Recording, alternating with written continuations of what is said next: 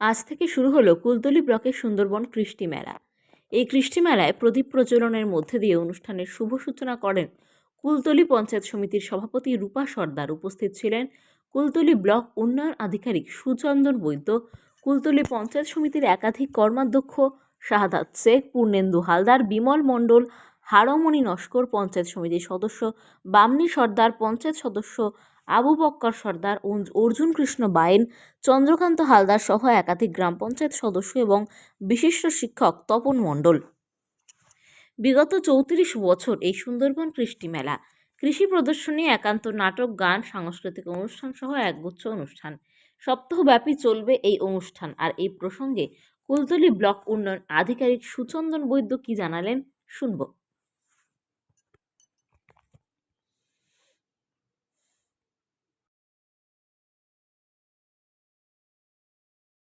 জানাই যে আমি দুঃখিত আমি এত দেরি করে আসতে পারার জন্য। আমি আগে আসার ইচ্ছা ছিল, কিন্তু আমি কাজে ভীষণভাবে ফেঁসে যাই।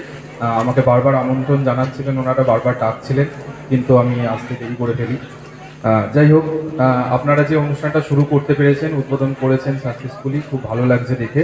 আমি প্রথমেই স্টার ক্লাবকে আমার ধন্যবাদ জানাই। সায়ন বোধহয় আমাকে বারবার ফোন করে উনিও ডাকছিলেন, আমি আসতে পারছিলাম না। আর আমাদের সভাপতি ম্যাডাম বলুন, বিধায়ক সাহেব বলুন, কর্মাধ্যক্ষ সাহেবগণ বলুন, আপনারা জানেন যে ওনারা এখানে কিভাবে আছেন এবং সমস্ত প্রোগ্রাম কিভাবে অর্গানাইজ করছেন। আমিও পাশেই আছি, কোনোরকম সুবিধা অসুবিধায় আমি আছি, আগেও আমি বলেছি।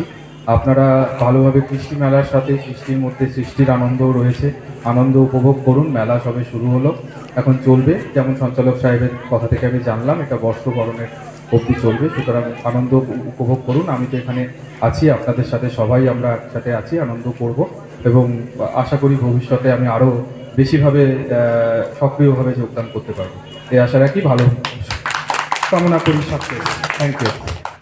ক্লাবের সকল সদস্য এবং সামনে যারা রয়েছেন আমার মঞ্চ আলো করে সবাইকে আমার সুন্দরবন ডেভেলপমেন্টের পক্ষ থেকে শুভেচ্ছা অভিনন্দন জ্ঞাপন করে আমি কয়েকটি কথা বলবো।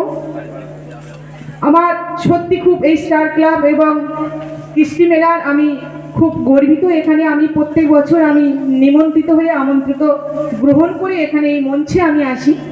আমার সত্যি খুব ভালো লাগে। আমাদের কৃষি দপ্তর থেকে একটা কৃষি মেলা হতো, সেটাকে এখন আমরা সরকারি স্কিমটা করতে পারছি না, বা জেলা থেকে সেইভাবে আমাদের সেই স্কিমটা বন্ধ হয়ে গিয়েছে।